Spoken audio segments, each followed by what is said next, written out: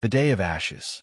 The sun rose over Haven, 3 in a halo of gold and silver, touching the glass towers of New Aurora City with the soft light of peace. Children ran through the market square, chasing hover drones that projected tiny holograms of birds. Human laughter filled the air, fragile, hopeful, and warm. Captain Elias Ward watched from the balcony of the garrison headquarters, hands folded behind his back, smiling slightly. For 5 years, he had kept the peace here. The Galactic Empire's occupation was administrative, they said. Their soldiers rarely interfered anymore. He almost believed that maybe, just maybe, this world could be a place where humanity rebuilt. Then the alarms began to scream. At first, it sounded like a system glitch.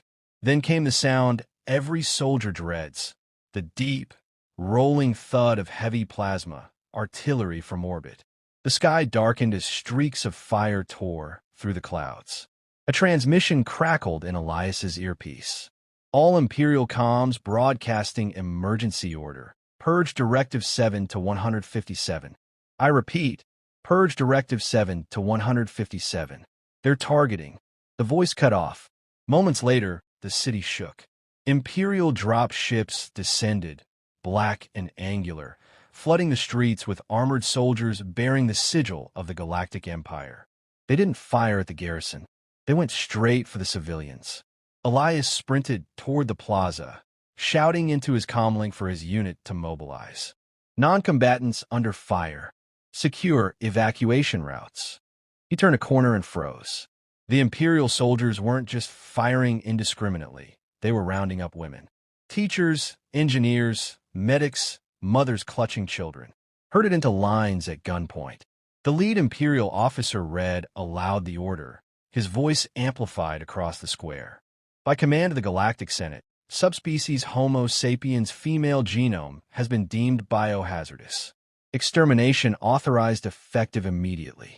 Elias's blood turned to ice. He raised his weapon, shouting, "That's a war crime. You can't." The first volley answered him. A dozen women fell before he could reach them. His team returned fire, the air filled with blue plasma streaks and screams. It didn't matter.